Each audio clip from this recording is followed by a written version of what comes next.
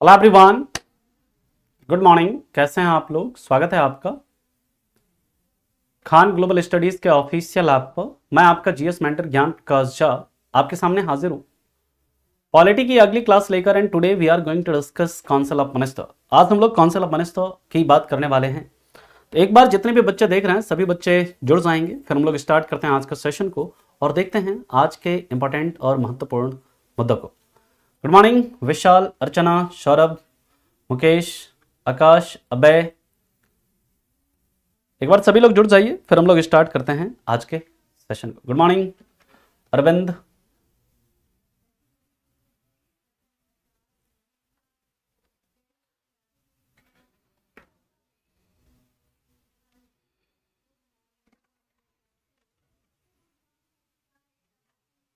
चलिए तो स्टार्ट करें फिर हम लोग।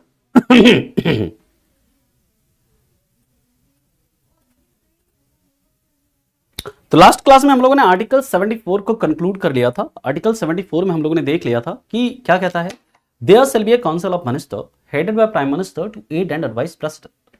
और उसके बाद आर्टिकल 75 है ना, आर्टिकल 75 आर्टिकल 74 क्लास 2 ये क्या कहता है कि any advice given by council of minister shall not be inquired in any court of law, है ना। मतलब कि उसके ऊपर किसी भी न्यायालय में प्रश्न चिन्ह नहीं उठाया जा सकता। ठीक है, चलिए अब हम लोग बात करते हैं आर्टिकल 75। फिर हम लोग बात करेंगे आर्टिकल 76। बहुत इंपॉर्टेंट लेक्चर होने वाला है, आप लोग बहुत ध्यान से चीजों को समझिएगा।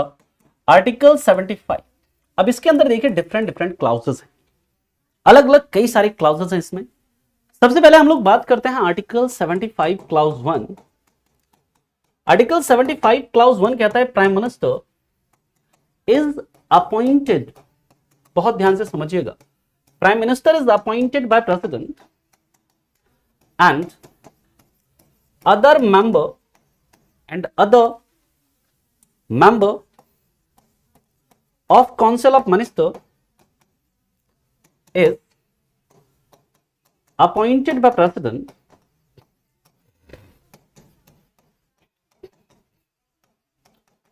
on advice of prime minister, on advice of prime minister।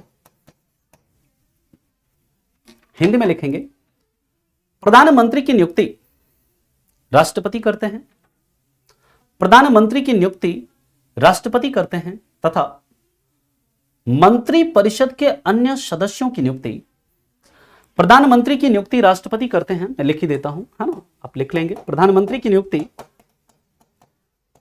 राष्ट्रपति करते हैं, राष्ट्रपति करते हैं तथा मंत्री परिषद के अन्य सदस्यों की नियुक्ति तथा मंत्री परिषद के अन्य सदस्यों की नियुक्ति, मंत्री परिषद के अन्य सदस्यों की नियुक्ति प्रधानमंत्री की सलाह पर राष्ट्रपति करते हैं, प्रधानमंत्री की सलाह पर राष्ट्रपति करते हैं।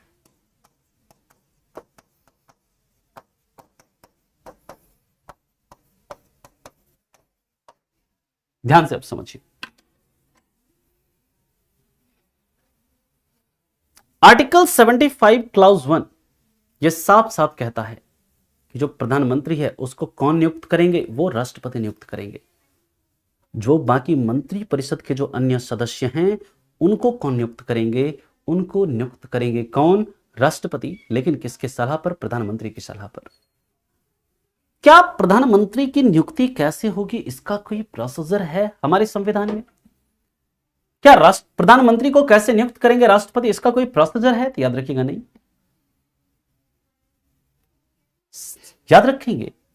नॉर्मली प्रधानमंत्री की नियुक्ति राष्ट्रपति जो करते हैं वो कैसे, तो जिस भी पार्टी को लोकसभा में, जिस भी पार्टी को मेजॉरिटी प्राप्त होती है, जिस भी पार्टी को, जैसे मान लीजिए अभी 2024 में चुनाव होने वाला है, लोकसभा का आम चुनाव होगा और इस चुनाव में जिस भी पार्टी को 543 सीट्स का मेजॉरिटी मिलेगा, यानी कि 273 सीट्स जिस भी पार्टी को मिलेगी मिनिमम, वो पार्टी क्या करेगी, वो पार्टी उस पार्टी के जो भी लीडर होंगे उसको राष्ट्रपति क्या करेंगे, कहेंगे उसके लीडर को राष्ट्रपति क्या करेंगे, अपॉइंट कर देंगे, क्या, प्राइम मिनिस्टर।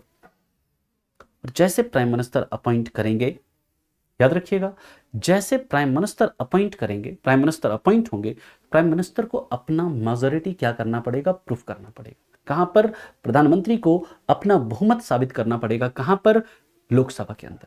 यस, हमारे पास मेजॉरिटी है, हमारे पास 543 सीट्स का बहुमत है, एब्सोल्यूट मेजॉरिटी, यानी कि हमें 543 सीट्स के आधे से ज्यादा सीट हमारे पास, आधे सदस्य हमारे पार्टी के।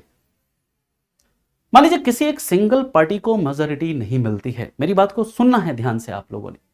मान लीजिए कोई भी एक सिंगल पार्टी है, जैसे इस बार का चुनाव हुआ, मान लीजिए ना तो बीजेपी को मेजॉरिटी मिली, ना ही कांग्रेस को मिली, और कोई भी पार्टी जो है, मान लीजिए तृणमूल कांग्रेस, आप, सपा, जदयू, आरजेडी, किसी भी पार्टी को मेजॉरिटी नहीं मिलती है।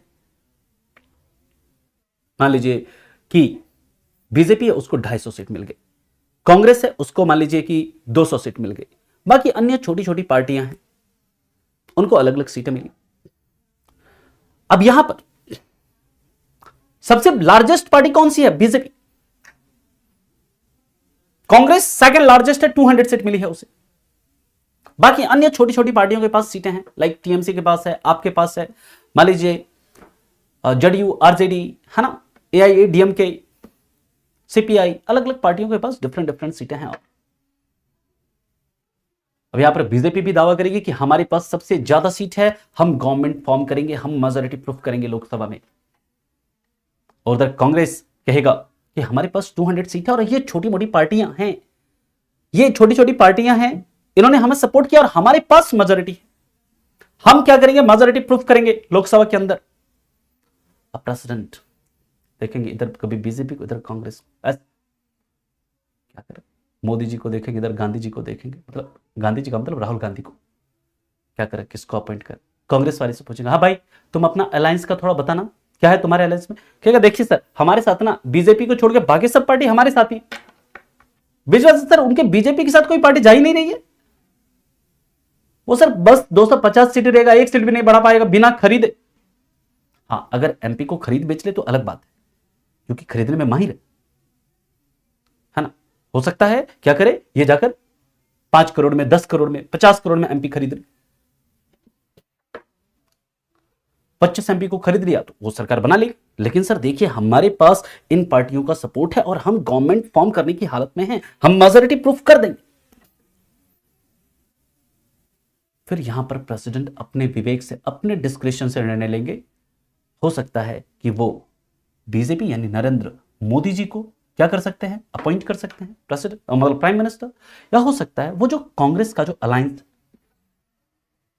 जो कॉलिशन गवर्नमेंट है, अलायंस गवर्नमेंट है, या तो बीजेपी के अलायंस को या फिर कांग्रेस के अलायंस को क्या कर सकते हैं, प्राइम मिनिस्टर अपॉइंट कर सकते हैं अपने विवेक के अनुसार। लेकिन जैसे ही अपॉइंट करेंगे फिर उनको टाइम दिया जाएगा। जैसे भी अपॉइंट किया उन्होंने, अपने विवेक से निर्णय लिया, और जिसे भी अपॉइंट करेंगे उन्हें क्या करेंगे, उन्हें समय देंगे कि भाई इतने दिन के अंदर आप अपनी मेजॉरिटी प्रूफ करिए, अपना बहुमत साबित करिए।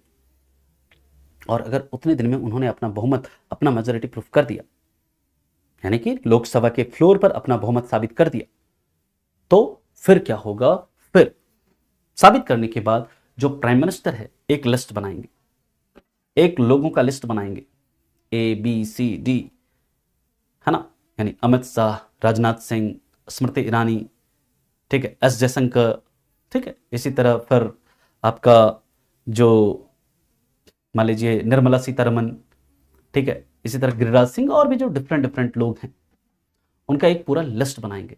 और वो लिस्ट दे देंगे किसे, वो लिस्ट दे देंगे किसे, दे देंगे वो प्रेसिडेंट को। और प्रेसिडेंट को कहेंगे कि भाई साहब इन व्यक्तियों को क्या करिए, आप मंत्री परिषद का सदस्य अपॉइंट कर दीजिए। इन व्यक्तियों को क्या करिए, इन पर्सन को आप मंत्री परिषद का मेंबर अपॉइंट कर दीजिए। तो राष्ट्रपति क्या करेंगे, उन व्यक्ति को मंत्री परिषद को का सदस्य अपॉइंट करेंगे। बहुमत साबित करते हैं, वहां पर बताना पड़ता है, वहां पर देना पड़ता है, लिस्ट देना पड़ता है कि ये लोग हैं, है ना। वहां पर एक मोशन आता है, उस पर वोटिंग होती है कि हाँ ये मेंबर जो है ये हमारे पार्टी के सदस्य हैं, जो 543 है उसका आधे से ज्यादा सदस्य रूलिंग पार्टी से होना चाहिए। ठीक, विशाल जी, मेजोरिटी कितने दिनों में? ये राष्ट्रपति अपने विवेक से टाइम देते हैं, 10 दिन, 15 दिन, 1 दिन, 4 दिन, 5 दिन, ये राष्ट्रपति के ऊपर डिपेंड करता है। इसके लिए कोई निश्चित समय सीमा नहीं है।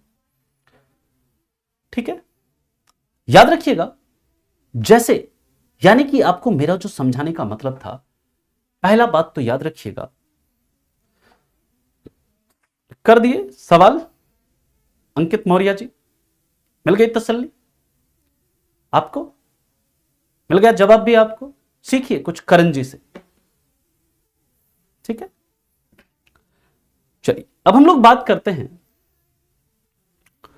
कि जब भी, मतलब कि मेरे समझाने का मतलब यह था कि जो प्रधानमंत्री की नियुक्ति करना यह राष्ट्रपति अपने विवेक के अनुसार करते हैं, यानी प्रधानमंत्री की नियुक्ति यह राष्ट्रपति का डिस्क्रिशनरी पावर है। ठीक है, लेकिन जो अदर मिनिस्टर हैं उसको अपॉइंट करना, अदर मिनिस्टर को नियुक्त करना, ठीक है, अदर मिनिस्टर को नियुक्त करना यह राष्ट्रपति करेंगे, लेकिन किसके सलाह पर? प्रधानमंत्री की सलाह पर करेंगे। ये प्रधानमंत्री के सलाह पर करते हैं, ना कि अपने सलाह पर, यानी कि मंत्री परिषद के अन्य सदस्यों को अपॉइंट करना यह राष्ट्रपति का डिस्क्रिशनरी पावर नहीं है, राष्ट्रपति की विवेकाधीन शक्ति नहीं है, बल्कि राष्ट्रपति वो किसके सलाह पर करते हैं? पीएम के सलाह पर करते हैं। हाँ, लेकिन पीएम को अपॉइंट करना यह राष्ट्रपति का क्या है? विवेकाधीन शक्ति है। ठीक है, लीगल बिल्कुल नहीं है, एंटी डिफेक्शन लॉ है उसके लिए, है ना, दल बदल कानून है, लेकिन उसका कोई मतलब नहीं है ना, क्योंकि उसके प्रोविजंस ऐसे हैं, हम लोग आगे पढ़ेंगे बात करेंगे। तो चलिए हम लोग इसके बाद चलते हैं अगले पॉइंट पर। यहां तक किसी को कोई दिक्कत आर्टिकल 75 क्लॉज 1 में तो आप पूछ सकते हैं। देखिए आर्टिकल 75 क्लॉज 2, लेकिन इसके पहले एक है article 75 clause 1A। Article 75 clause 1A ये कहता है maximum size of council of minister can be 15% of strength of Lok Sabha, 15% of strength of Lok Sabha. और याद रखिएगा यहां पर कोई मिनिमम साइज है? No minimum size.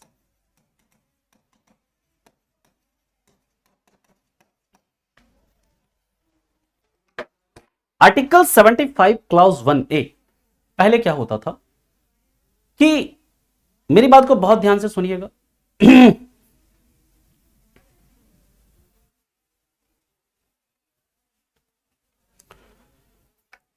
ठीक है, याद रखिएगा, कई बार आपसे सवाल पूछा जाता है कि prime minister is appointed, elected, selected, nominated. आपसे सवाल पूछा है, सीडीएस में भी यह सवाल पूछा है, prime minister is appointed, selected, elected, nominated, क्या होगा बताइए? पहले इस सवाल का उत्तर दीजिए। Prime minister is appointed, elected, selected, nominated, क्या होगा बताओ? सबको बताना है भाई।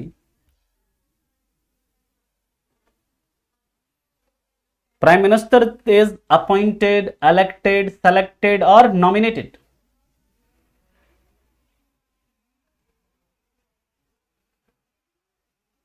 कुछ बच्चे बता रहे हैं इलेक्टेड, कुछ बच्चे बता रहे हैं सेलेक्टेड, जबकि अभी अभी आर्टिकल 75 क्लॉज 1 में आपको बताया prime minister is appointed by president, then how nominated, elected?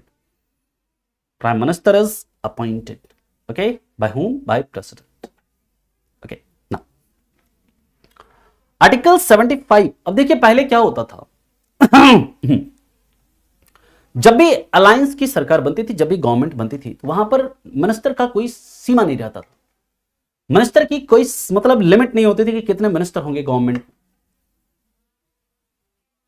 मान लीजिए कि जैसे कोई पार्टी है, उसके 275 मेंबर हैं, उनको मेजोरिटी है, पता चला कि उसमें 150 मिनिस्टर, 150 मिनिस्टर हैं उसमें, इसका कोई मतलब नहीं है। ठीक,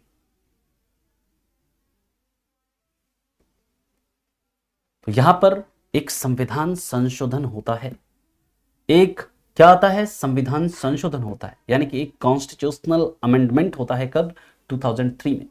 और उस 2003 के द्वारा हमारे संविधान में एक आर्टिकल ऐड किया जाता है, आर्टिकल 75 क्लाउज 1A, जो कहता है कि जो मैक्सिमम साइज होगा काउंसिल ऑफ मिनिस्टर का, वो लोकसभा का जो स्ट्रेंथ है, लोकसभा का स्ट्रेंथ कितना है, 543, और 543 का जो 15% होगा वो मैक्सिमम हो सकता है, उससे ज्यादा मिनिस्टर नहीं हो सकता किसी गवर्नमेंट में।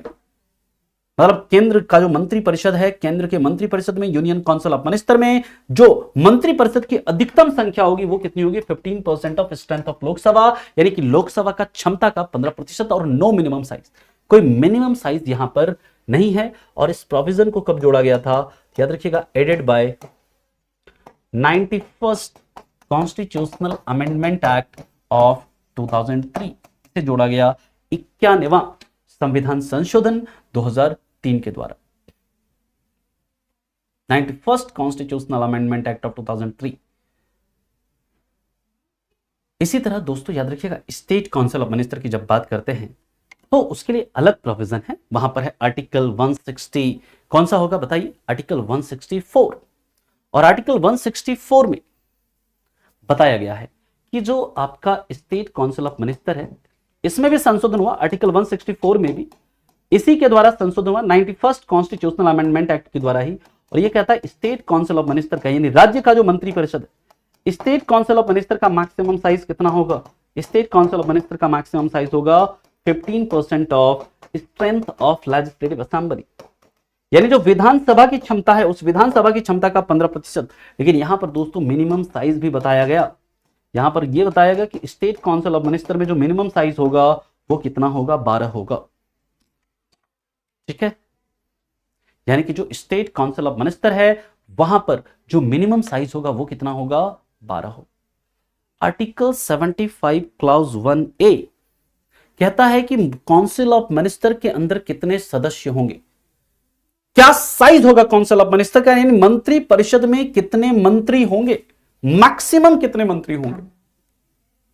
अधिकतम साइज बताया गया है, यह हो सकता है, मिनिमम साइज एक भी हो सकता है यहां पर, क्योंकि यहां पर कोई मिनिमम साइज नहीं है।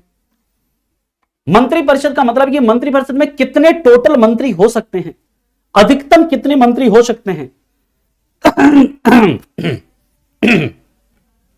न्यूनतम कितने मंत्री हो सकते हैं। तो कहता है केंद्र की जो मंत्री परिषद है वहां पर अधिकतम कितने हो सकते हैं, लोकसभा की जो क्षमता है उसके 15% हो सकते हैं, यानी कि 543 का जो 15% होगा, अधिकतम उतने मंत्री हो सकते हैं केंद्र की मंत्री परिषद में, न्यूनतम एक भी हो सकता है।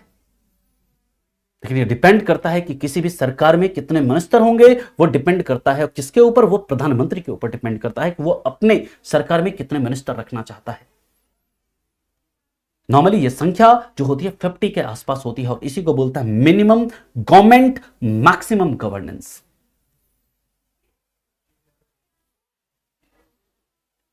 यही ये जो प्रोविजन है ये 91st कॉन्स्टिट्यूशनल अमेंडमेंट एक्ट 2003 के द्वारा जोड़ा गया, और 91st कॉन्स्टिट्यूशनल अमेंडमेंट एक्ट 2003 इसके द्वारा 75 1A ये तो जोड़ा गया, साथ ही साथ आर्टिकल 164 में भी संशोधन करके आर्टिकल 164 क्लाउज 1A जोड़ा गया। या जब हम पढ़ेंगे वहां पर बात करेंगे, वहां पर दोस्तों कहा गया कि स्टेट काउंसिल ऑफ मिनिस्टर का जो मैक्सिमम साइज है वो कितना हो सकता है, 15% of strength of legislative assembly, जो राज्य की विधानसभा की जो क्षमता है उसका मैक्सिमम 15% हो सकता है। और राज्य के मंत्री परिषद में न्यूनतम कितने मंत्री हो सकते हैं, 12 मंत्री हो सकते हैं। इस चीज को आप याद रखेंगे।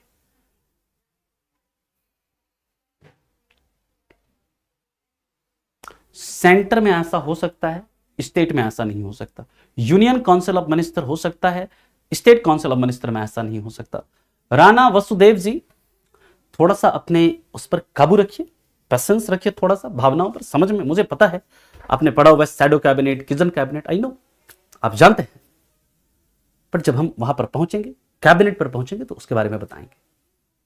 तब तक इंतजार करिए। यार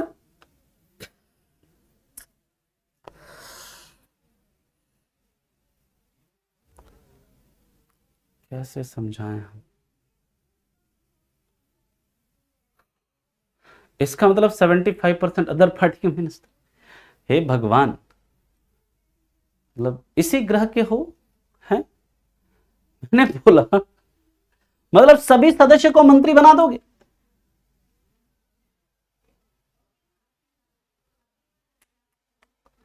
नींद में हो गया सौरभ तुम? भाई मैक्सिमम जो साइज होगा काउंसिल ऑफ मिनिस्टर में, जो मैक्सिमम सदस्य होंगे, मैक्सिमम लोग जो होंगे, काउंसिल ऑफ मिनिस्टर का जो अधिकतम आकार होगा, अधिकतम कितने सदस्य हो सकते हैं, वो लोकसभा की स्ट्रेंथ का 15% हो सकता है। ठीक है, चलिए आगे हम लोग बात करते हैं आर्टिकल 75 क्लाउज 2। आर्टिकल 75 क्लाउज 2 क्या कहता है? Prime minister, article 75 clause 2, prime minister and other member of council of minister, prime minister and other member of council of minister is individually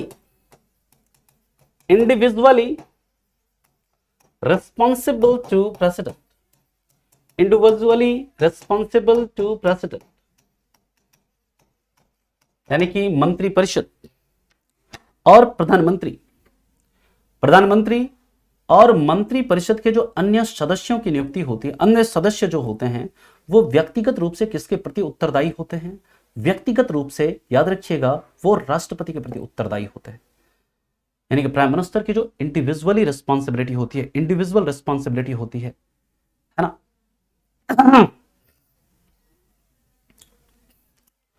जो प्राइम मिनिस्टर है उसकी जो इंडिविजुअल रिस्पॉन्सिबिलिटी होती है वो किसके प्रति होती है? प्रेसिडेंट के प्रति होती है।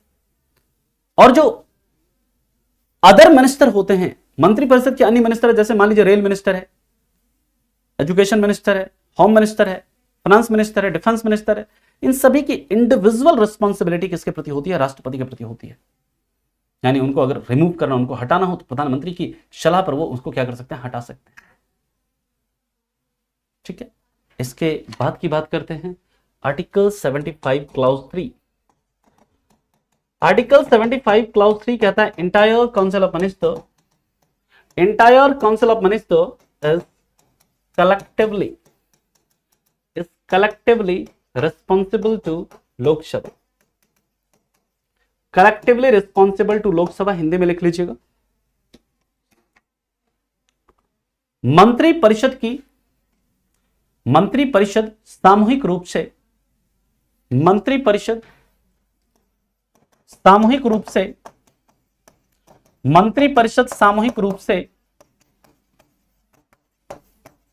लोकसभा के प्रति उत्तरदायी होती है। लोकसभा के प्रति उत्तरदायी होती है।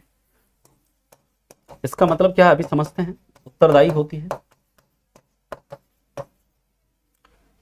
यह कहता है प्रधानमंत्री तथा, हिंदी में यार मैं बोलता हूं तो उस समय लिख लिया करो, है ना। एक एक चीज आप लोग स्पून फीडिंग चाहते हैं। प्रधानमंत्री एवं मंत्री परिषद के, आपको ये चीज पता है ना, आप यूपीएससी का पेपर देने जा रहे हैं, एसएससी, रेलवे या फिर कोई ऐसे छोटा मोटा एग्जाम नहीं देने जा रहे हैं, पता है ना आपको। प्रधानमंत्री एवं मंत्री परिषद के अन्य सदस्य, जब भी मैं हिंदी बोलता हूं तो अपनी भाषा में लिख लिया करो। व्यक्तिगत रूप से राष्ट्रपति के प्रति उत्तरदायी होते हैं।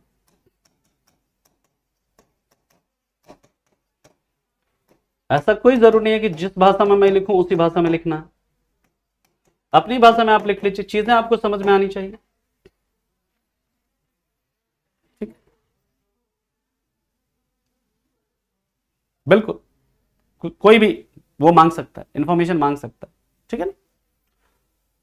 आर्टिकल 75 क्लाउज 3 क्या कहता है कि entire council of minister is collectively responsible to Lok Sabha. यानी जो ये पूरा का पूरा मंत्री परिषद है, ये लोकसभा के प्रति उत्तरदायी होता है। क्योंकि लोकसभा में जब तक आपको मेजोरिटी प्राप्त है, लोकसभा में जब तक आपको बहुमत प्राप्त है, तब तक आप गवर्नमेंट में हैं। लोकसभा में आपका बहुमत खत्म, आप गवर्नमेंट से बाहर, आपको इस्तीफा देना पड़ेगा। प्रधानमंत्री और मंत्री परिषद को क्या करना पड़ेगा? इस्तीफा देना पड़ता है। इस चीज को आप याद रखेंगे। और ये हमारे पार्लियामेंट्री सिस्टम की, संसदीय प्रणाली की सबसे प्रमुख विशेषता है कि जो काउंसिल ऑफ मिनिस्टर होता है वो किसके प्रति उत्तरदायी होता है, लोकसभा के प्रति उत्तरदायी होता है। इसलिए बोलते हैं अगर लोकसभा में कोई भी पार्टी को मेजोरिटी खत्म हो गई, किसी भी पार्टी का बहुमत अगर लोकसभा में समाप्त, तो प्रधानमंत्री और उसके मंत्री परिषद को क्या करना पड़ता है, इस्तीफा देना पड़ता है। और इसी को हम लोग बोलते हैं, यही है आर्टिकल 75 क्लॉज 3 कि entire council of minister is collectively responsible to Lok Sabha. ये बात समझ में आ गई? किसी को इसमें कोई दिक्कत, कोई परेशानी, कोई समस्या है तो आप बताइए। इसके बाद दोस्तों हम लोग बात करेंगे आर्टिकल 75 क्लॉज 4।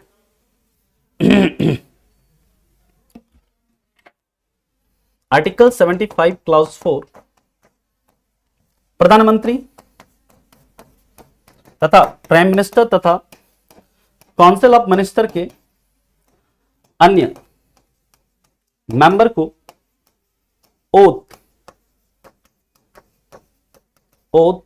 स्केड्यूल 3 के प्रावधान के तहत राष्ट्रपति दिलाते हैं। स्केड्यूल 3 के प्रोविजन के तहत, स्केड्यूल 3 के प्रोविजन के तहत प्रेसिडेंट दिलाते हैं, यानी कि इनको जो शपथ दिलाते हैं वो कौन दिलाते हैं,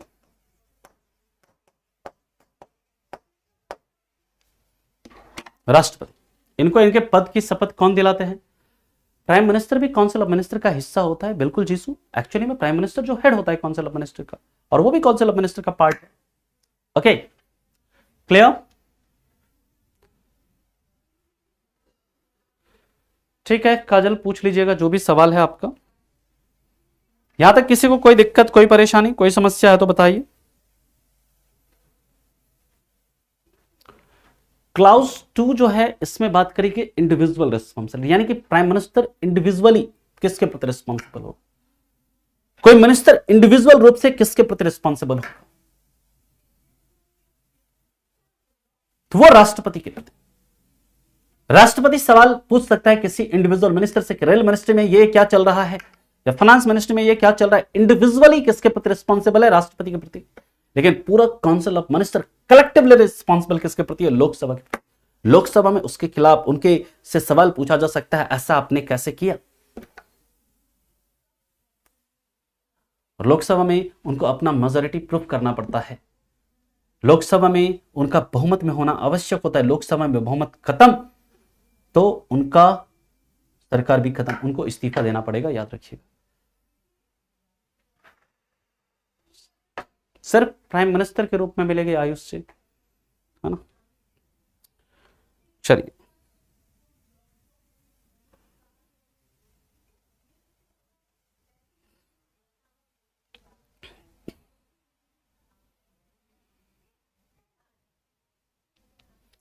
आगे चलें।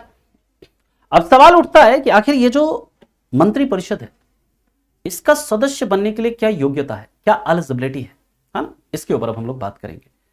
देखिए, जब हम लोग बात करते हैं आर्टिकल 75 क्लॉज 5, आर्टिकल 75 क्लॉज 5 कहता है कोई भी पर्सन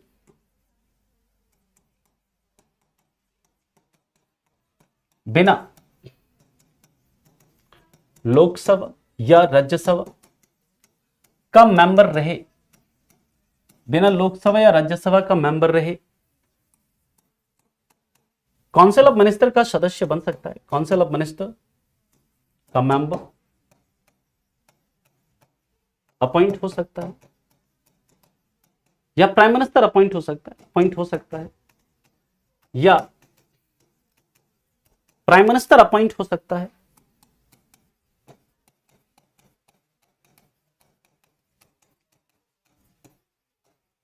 लेकिन 6 मंथ के अंदर, 6 माह के अंदर, लेकिन 6 माह के अंदर उसे लोकसभा या राज्यसभा का मेंबर बनना हो।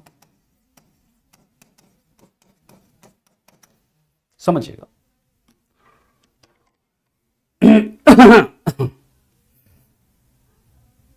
नहीं, पूछ सकते हैं इंडिविजुअली, काउंसिल ऑफ मिनिस्टर के मेंबर से सवाल पूछ सकता है, कोई एमपी पूछ सकता है प्रश्न काल के दौरान, लेकिन इसका मतलब नहीं है कि वो प्रश्न काल के दौरान अगर कोई सवाल पूछता है तो उससे ऐसा सरकार गिरेगा। ठीक है, क्लियर है। वो हम पार्लियामेंट के अंदर पढ़ेंगे उस चीज के बारे में।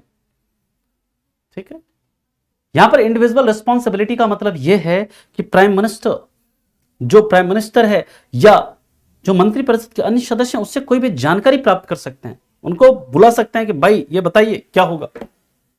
और अगर प्राइम मिनिस्टर कहते किसी मिनिस्टर को डिसमिस भी कर सकते हैं, किसी इंडिविजुअल मिनिस्टर को हटा भी सकते हैं उनके पद से, किसके कहने पर? प्राइम मिनिस्टर के कहने पर। ठीक है, चलिए हम लोग बात करते हैं उससे लोकसभा या राज्यसभा, मान लीजिए कोई भी व्यक्ति है,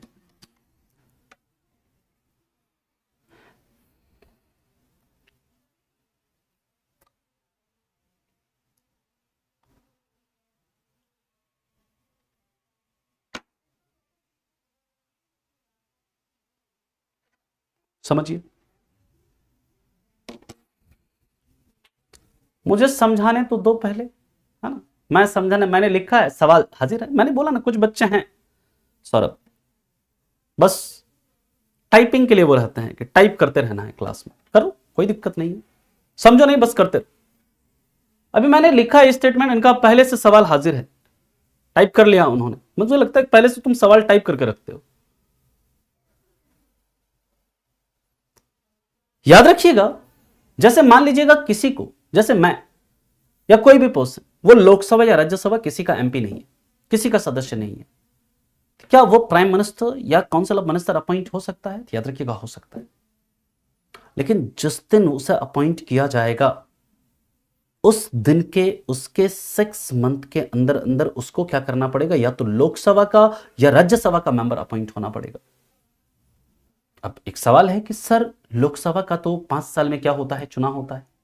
लेकिन मान लीजिए अगर कोई लोकसभा की सीट खाली हो जाए, वहां पर बीच में भी चुनाव कराया जा सकता है। अगर लोकसभा की कोई सीट खाली हो जाए, मान लीजिए कोई लोकसभा के एमपी ने इस्तीफा दे दिया, कोई लोकसभा के एमपी को डिस्क्वालीफाई कर दिया गया, या कोई लोकसभा के एमपी का डेथ हो गया, तो बीच में तो चुनाव हो सकता है। जैसे राज्यसभा का, उसका तो हर 5 साल में चुनाव नहीं होता है, राज्यसभा का तो हर 2 साल में चुनाव होता है। और राज्यसभा में भी अगर कोई सीट खाली हो जाए तो बीच में भी चुनाव हो सकता है। ठीक है, अगर राज्यसभा के किसी मेंबर का डेथ हो गया, किसी मेंबर ने रिजाइन कर दिया, किसी मेंबर को डिस्क्वालीफाई कर दिया गया, तो उस कंडीशन में राज्यसभा के में भी बीच में चुनाव हो सकता है। यानी कि कोई व्यक्ति, ऐसा कोई जरूरी नहीं है कि प्राइम मिनिस्टर या काउंसिल ऑफ मिनिस्टर का मेंबर बने रहने के लिए, मेंबर बनने के लिए आपको लोकसभा का ही मेंबर होना जरूरी है, ऐसा कोई जरूरत नहीं, ऐसी कोई रिक्वायरमेंट नहीं है। और पहली प्राइम मिनिस्टर थी इंदिरा गांधी, जो कि लोकसभा से नहीं बल्कि कहां से मेंबर थी? राज्यसभा से मेंबर थी। फिर मनमोहन सिंह आगे, फिर मनमोहन सिंह राज्यसभा से सदस्य थे जब वो प्राइम मिनिस्टर थे। यानी कि आपको प्राइम मिनिस्टर या काउंसिल ऑफ मिनिस्टर का मेंबर रहने के लिए, अगर आप किसी भी हाउस के मेंबर नहीं हैं तो भी आप 6 महीने तक मिनिस्टर रह सकते हैं, प्राइम मिनिस्टर रह सकते हैं। लेकिन विदिन 6 मंथ आपको लोकसभा या राज्यसभा दोनों में से किसी एक का मेंबर बनना पड़ेगा। और अगर आप 6 मंथ के अंदर अगर आप नहीं बनते हैं तो आपको फिर इस्तीफा देना पड़ेगा। 6 महीने के अंदर अगर आप या तो लोकसभा या राज्यसभा का सदस्य नहीं बन पाते हैं तो आपको क्या करना पड़ेगा? इस्तीफा देना पड़ेगा। लेकिन पहले क्या होता था, लोग क्या चालाकी करते थे, ध्यान से मेरी बात को सुनिए। जैसे मैं, मान लो जैसे मान लीजिए मैं हूं, ना तो लोकसभा का सदस्य हूं ना राज्यसभा का सदस्य हूं, मैं मिनिस्टर अपॉइंट हो गया।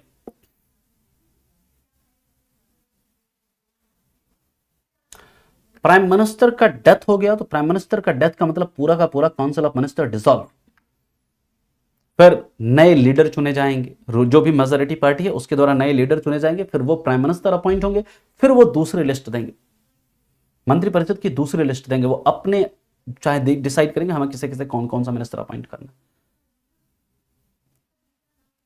याद रखिएगा, जब भी पहले क्या होता था, जैसे मान लीजिए कि मैं मिनिस्टर अपॉइंट हो गया और 6 महीने तक रहा, फिर मैंने इस्तीफा दे दिया, फिर मैं दोबारा शपथ ले ली, फिर 6 महीने तक रहा, इस्तीफा दे दिया, फिर तीसरी बार अपॉइंट हो गया, फिर 6 महीने तक रहा, ऐसे करके मैंने पूरा 5 साल का टर्म एज ए मिनिस्टर मैंने काट लिया। मेरी बात को बहुत ध्यान से सुनिएगा। पहले क्या होता था, पहले ऐसा नियम था कि कोई व्यक्ति बिना लोकसभा या राज्यसभा का मेंबर रहे पूरे 5 साल तक क्या रह सकता था, मिनिस्टर रह सकता था।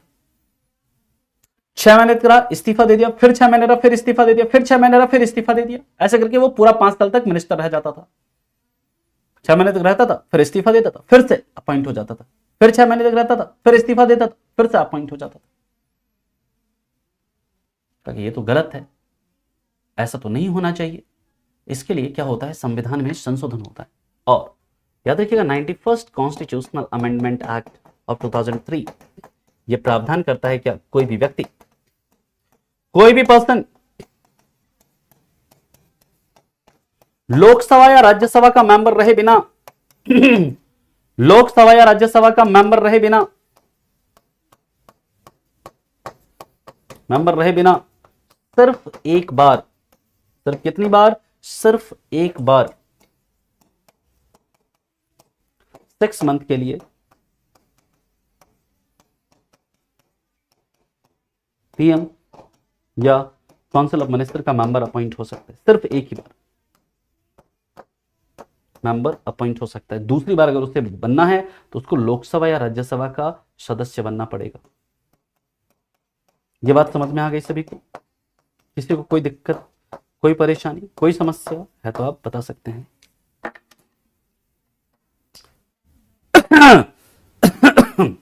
यहां तक किसी को कोई दिक्कत है तो पूछो, फिर हम लोग चलते हैं आर्टिकल 75 क्लॉज 6 की बात करेंगे।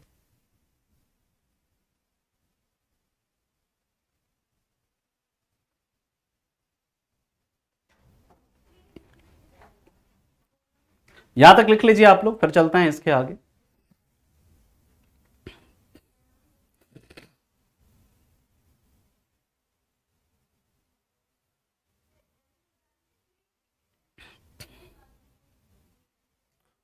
नेक्स्ट पॉइंट पर चलें। हाँ जी,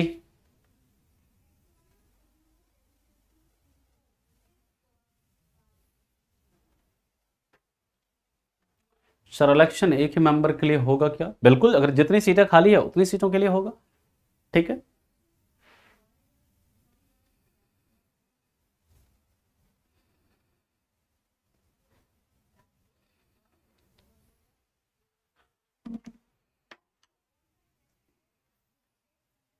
बिल्कुल मिलेगा, सब कुछ मिलेगा 6 मंथ तक, क्यों नहीं मिलेगा।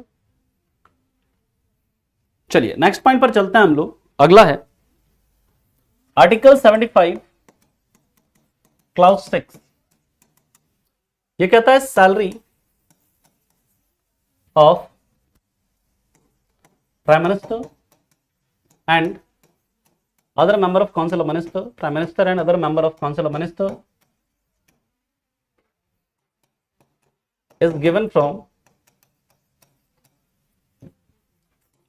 from consolidated fund of India।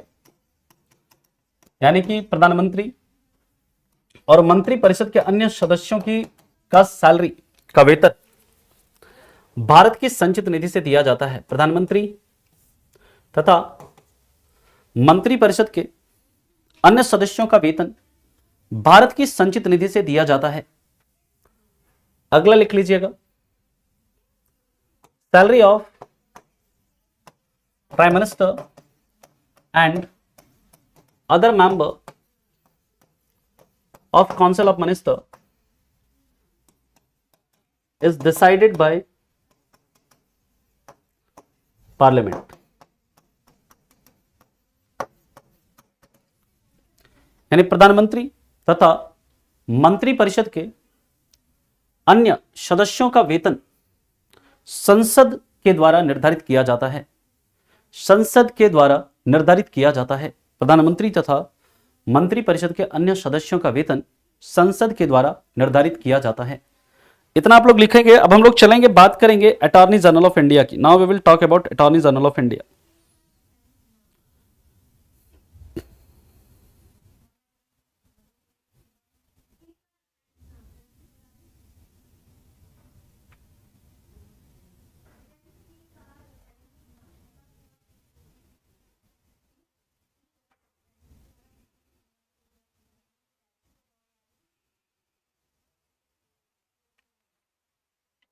लिख लिया सभी ने यहां तक? आगे हम लोग मूव करें।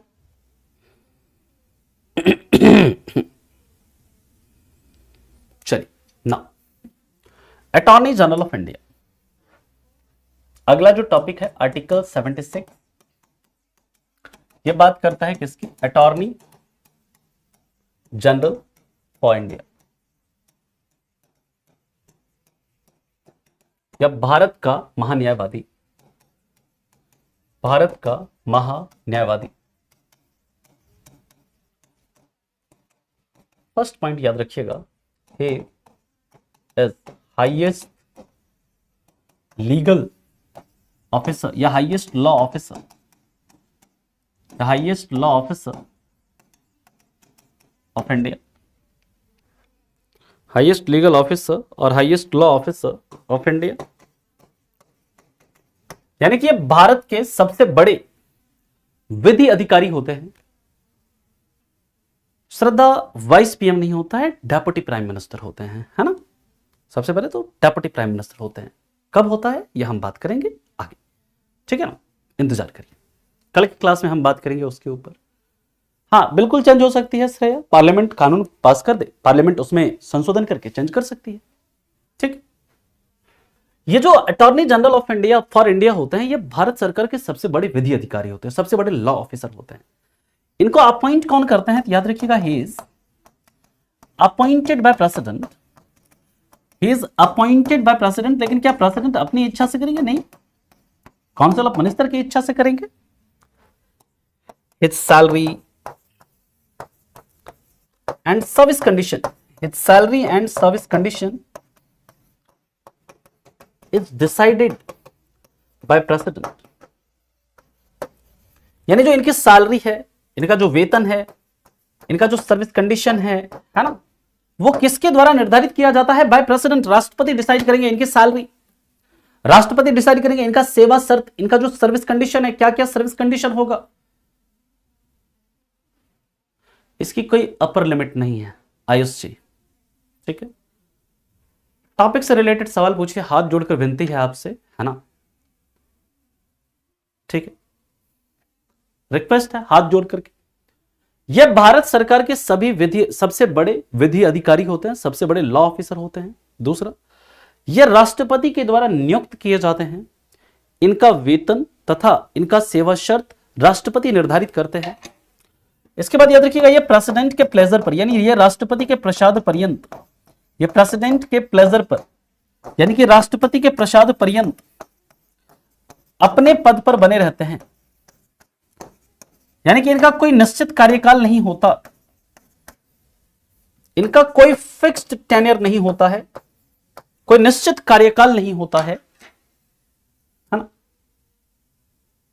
ये तब तक बने रहेंगे अपने पद पर जब तक राष्ट्रपति चाहेंगे। यानी कि ये राष्ट्रपति के प्रसाद पर्यंत अपने पद पर बने रहते हैं। और इसके बाद याद रखिएगा, first attorney general of India कौन थे? फर्स्ट एजीआई कौन थे? उनका नाम था एमसी सीतलवार। एमसी सीतलवार, ये भारत के पहले क्या थे? अटॉर्नी जनरल ऑफ इंडिया थे। पहले आप इतना लिखिए, फिर चलते हैं इसके आगे, बात करेंगे इनके फंक्शन की, कि इनका क्या क्या फंक्शन होता है।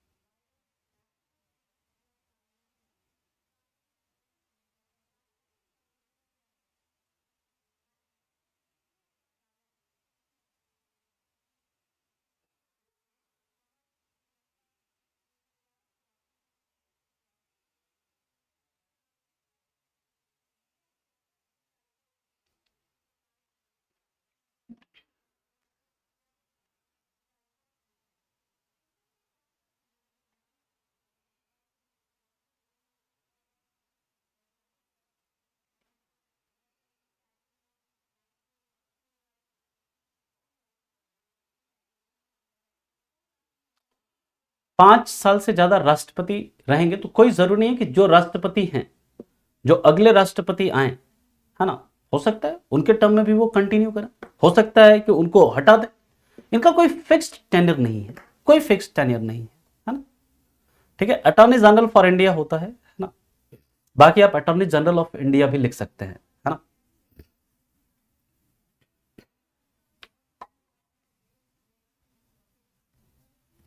सर एसबीआई को एट प्रेजेंट कोई भी सैलरी नहीं दी जाती है, किसने ऐसा कह दिया? ये डिपेंड करता है इनकी सैलरी। देखिए इनके सैलरी के पीछे का क्या लॉजिक है यार। एक तो मैं आपसे ना हिंदी इंग्लिश में मतलब थोड़ा सा मैंने हिंदी में क्या लिख दिया, आप कहते हैं कि कोई सर इंग्लिश में ट्रांसलेट कर दो। अरे भाई अपने से भी इंग्लिश में लिख सकते हो पंकज, इतनी बेसिक इंग्लिश आपको आती होगी। अगर थोड़ा अंग्रेजी लिख दो तो सर हिंदी में लिख दीजिए। What is this? He holds his post on pleasure of president. He holds his post on pleasure of president. Okay. इनको सैलरी, इनका जो सैलरी है वो क्यों प्रेसिडेंट तय करते हैं? क्योंकि देखिए अटॉर्नी जनरल ऑफ इंडिया कौन होते हैं? मतलब भारत सरकार को ये लीगल मैटर में क्या करते हैं? एडवाइस देते हैं। कोई भी कानूनी मुद्दा है, कानूनी दांव पेच वाला मुद्दा है, उसमें ये भारत सरकार को एडवाइस देंगे। गवर्नमेंट कहेगी हाँ भाई ये देखो ये जो कानून है ना इसमें कोई दिक्कत तो नहीं हो सकता, ये जो नया हम क्रिमिनल सीआरपीसी में जो चेंज करके जो हम ये कोड लाए हैं इसमें कोई दिक्कत तो नहीं है, एक बार देख लो, पहले बता दो, कोई इसमें बवाल तो नहीं हो सकता? हाँ ठीक है देखते हैं, रुकिए बताएंगे आपको। याद रखिएगा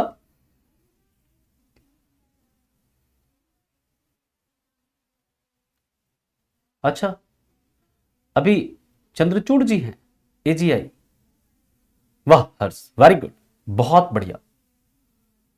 करंट थोड़ा ध्यान से पढ़ा करो है ना, नहीं तो एग्जाम में भी यही करके आना तुम। अटॉर्नी जनरल ऑफ इंडिया जो होते हैं एक्चुअली वो क्या होते हैं? बहुत मतलब बड़े वकील होते हैं, बहुत बड़े एडवोकेट होते हैं, और उनका सालाना आय, उनको महीने महीने का उनका इनकम जो होता है करोड़ों में होता है। एक एक हियरिंग के लिए वो 50 लाख 1 करोड़ चार्ज करते हैं एक एक हियरिंग के लिए। और उनका मंथली इनकम जो होता है वो कितना होता है? वो लगभग 5 करोड़ 10 करोड़ ऐसे कमाते हैं जो टॉप के एडवोकेट्स होते हैं। अब भारत सरकार उनको इतनी सैलरी तो दे नहीं सकती है, क्योंकि भाई हमारे देश के जो सबसे हाईएस्ट पोस्ट है प्रेसिडेंट, उनकी सैलरी 5 लाख है पर मंथ। अब कोई एडवोकेट क्यों आएगा, क्यों कहेगा क्या भाई हमको सैलरी दो? तो नॉर्मली जो ये होता है ना वो कहते हैं कि भाई हमारे पास बहुत पैसा है ना, हमें सैलरी नहीं चाहिए। ठीक है, तो वो उनके ऊपर डिपेंड करता है, वो बिना सैलरी के काम करें या क्या हाँ ठीक है नॉमिनल हम आपको सैलरी देंगे, कुछ ये राष्ट्रपति डिसाइड करेंगे।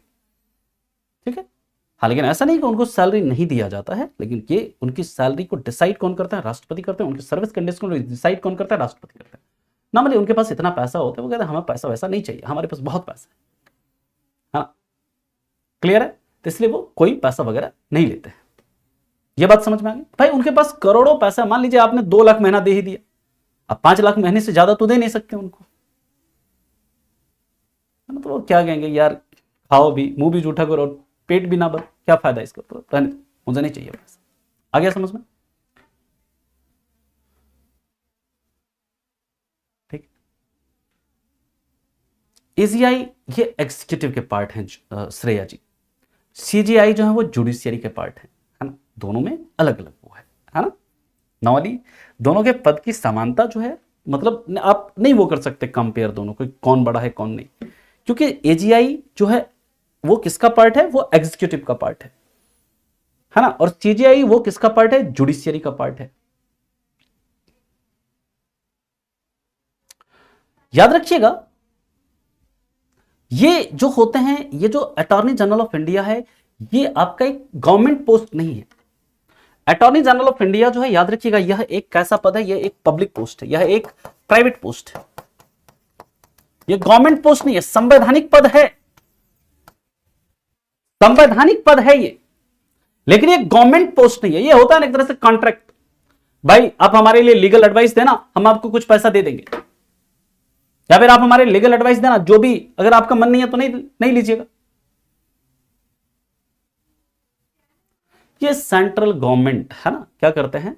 अपॉइंट करता है, सीधा प्राइम मिनिस्टर सलाह देंगे, मंत्रिपरिषद डिसाइड करें हाँ किसको अपॉइंट करना है, इसका के लिए कोई सिलेक्शन प्रोसेस नहीं है, कोई प्रोसीजर नहीं है। मंत्रिपरिषद जिस भी व्यक्ति का नाम देंगे उसे अपॉइंट कर दिया जाएगा, लेकिन इसके लिए एलिजिबिलिटी है, योग्यता है। योग्यता क्या होती है वो हम डिस्कस करेंगे। क्या एलिजिबिलिटी होनी चाहिए to be appointed as attorney general of India? ठीक है, इसके लिए बस वही योग्यता है जो सुप्रीम कोर्ट के जज के लिए योग्यता होती है। ठीक है, हम लोग जब बात करते हैं दोस्तों याद रखिएगा इनके क्या फंक्शन होते हैं, इनके क्या फंक्शन होते हैं, इनका क्या कार्य होता है? सबसे पहले ये गवर्नमेंट ऑफ इंडिया को लीगल मैटर पर, यानी जो वैदिक मामले होते हैं लीगल मैटर पर एडवाइस देते हैं, एडवाइस देते हैं। दूसरा, ये प्रेसिडेंट के द्वारा असाइन किए गए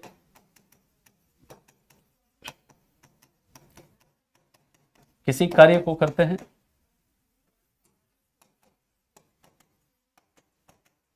ये अपना प्राइवेट प्रैक्टिस कर सकते हैं क्या? आप याद रखिएगा, ये अपना प्राइवेट प्रैक्टिस करते हैं, अपना निजी प्रैक्टिस करते हैं, यानी ये प्राइवेट केसेस ले सकते हैं, ले सकते हैं। ये प्राइवेट प्रैक्टिस करते हैं, बिल्कुल करते हैं। ये निजी केसेस लड़ सकते हैं, ये अपने निजी केसेस लड़ सकते हैं। इनका नहीं है कि अगर कोई अटॉर्नी जनरल ऑफ इंडिया बन गया, भाई attorney general of India advocate भी हैं। ये कोई भी नॉर्मल एडवोकेट जो होता है ना सुप्रीम कोर्ट में, जो बड़े बड़े एडवोकेट्स होते हैं, लाइक प्रशांत भूषण, लाइक जो सलमान खान का वकील था, क्या नाम था उसका, हरीश साल्वे, ये लोग एक एक केस, मतलब जब वो 1 घंटे जाते हैं ना किसी बहस के लिए, तो उसके लिए चार्ज करते हैं 50 लाख, 60 लाख, 70 लाख, ऐसे एक हियरिंग का चार्ज करते हैं ये जो टॉप के एडवोकेट्स हैं। ओके, याद रखिएगा, ये जो अपना प्राइवेट प्रैक्टिस कर सकते हैं, यानी ये अपना प्राइवेट प्रैक्टिस करते हैं, यानी कि इनको प्राइवेट प्रैक्टिस से नहीं रोका जा सकता है। लेकिन याद रखिएगा चौथा, कि ये भारत सरकार के खिलाफ एडवाइस नहीं दे सकते। ये भारत सरकार के खिलाफ एडवाइस नहीं दे सकते, भारत सरकार के खिलाफ एडवाइस नहीं दे सकते हैं। He can not advice against government of India. ये भारत सरकार के खिलाफ एडवाइस नहीं दे सकते। He cannot give advice against government of India। ठीक है, याद रखिएगा, ये भारत के अंदर, भारत के क्षेत्र के अंदर, भारत के क्षेत्र में किसी भी केस में, किसी भी केस में सुनवाई कर सकते हैं, किसी भी केस में सुनवाई कर सकते हैं। यानी कि भारत, कोई भी भारत सरकार के, भारत के अंदर अगर कोई भी केस है, भारत के अंदर, भारत के क्षेत्र के अंदर कोई भी कोर्ट है, किसी भी कोर्ट के अंदर कोई भी केस चल रहा है, भले वो भारत सरकार के खिलाफ हो या ना हो, किसी के भी खिलाफ है, किसी भी के बीच में है वो केस, इनको ये पावर होता है, इनको ये अधिकार होता है, वो उस केस में जाकर के क्या कर सकते हैं, हियरिंग कर सकते हैं, वो सुनवाई कर सकते हैं। इनको ये पावर होता है, इस चीज को आप याद रखेंगे। इसके बाद की बात करते हैं तो याद रखिएगा, नेक्स्ट है कि ये छोटा, ये स्टेट लेजिस्लेचर, सॉरी ये पार्लियामेंट के प्रोसीडिंग्स में, ये पार्लियामेंट के प्रोसीडिंग्स में हिस्सा ले सकते हैं, पार्लियामेंट की प्रोसीडिंग्स में हिस्सा ले सकते हैं।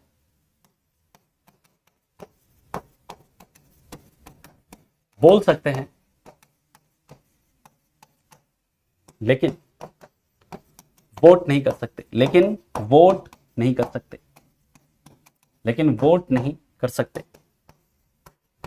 ये पार्लियामेंट के, मतलब ये एकमात्र ऐसे सदस्य है ना जो कि ना तो लोकसभा का मेंबर है, ना ही राज्यसभा का मेंबर है। बिना लोकसभा या राज्यसभा का मेंबर रहे लोकसभा और राज्यसभा की कार्यवाही में पार्टिसिपेट करेंगे, बोलेंगे, और लेकिन वहां पर वोट नहीं करेंगे। ठीक है, याद रखिएगा, ये पार्लियामेंट्री कमेटी के मेंबर हो सकते हैं, ये पार्लियामेंट्री कमेटी के मेंबर बन सकते हैं, पार्लियामेंट्री कमेटी के मेंबर बन सकते हैं, जैसे पब्लिक अकाउंट कमेटी है और भी अदर जो कमेटी है पार्लियामेंट के अंदर, क्या उसके मेंबर बन सकते हैं। और याद रखिएगा, इनको सारे के सारे पार्लियामेंट्री प्रिविलेजेस प्राप्त होते हैं, इनको सभी पार्लियामेंट्री प्रिविलेजेस, इनको सभी पार्लियामेंट्री प्रिविलेज, यानी सभी संसदीय विशेषाधिकार, पार्लियामेंट्री प्रिविलेज, सभी संसदीय विशेषाधिकार प्राप्त होते हैं। और संसदीय विशेषाधिकार का जिक्र किस आर्टिकल में है आपको यह बताना है। संसदीय विशेषाधिकार का जिक्र किस में है यह आपको बताना है। ठीक है, आज के लिए हम लोग इतना ही रखेंगे। अपने से लिख लो, है ना असलम, इतनी अंग्रेजी आपको आती होगी, है ना। He advise government of India on legal matters, he performed duties assigned by president to him, he can do his private practice, है ना, he cannot advise against government of India, है ना, he can hear any case in the territory of India in any court, है ना, अपनी भाषा में लिख लो, सिंपल। चलिए, पार्लियामेंट्री प्रिविलेजेस का जो जिक्र है वो किसमें है, आर्टिकल 105 में है। किसमें है, आर्टिकल 105 में। तो दोस्तों अभी के लिए हम लोग इतना ही रखेंगे। यहां तक किसी को कोई दिक्कत है, कोई परेशानी है, कोई समस्या है तो आप बता सकते हैं। किसी को कोई दिक्कत, इसमें कोई परेशानी? बाकी हम लोग कल मिलेंगे, कल की क्लास में और भी हम लोग बात करेंगे इसमें कैबिनेट में, मतलब कि कैबिनेट मिनिस्टर क्या होता है, स्टेट मिनिस्टर इंडिपेंडेंट, अभी इनके लिए क्या एलिजिबिलिटी है, इनको ओथ वगैरह कौन दिलाता है, सब कल हम लोग इसके आगे के मुद्दों को डिस्कस करेंगे। ठीक है, चलिए।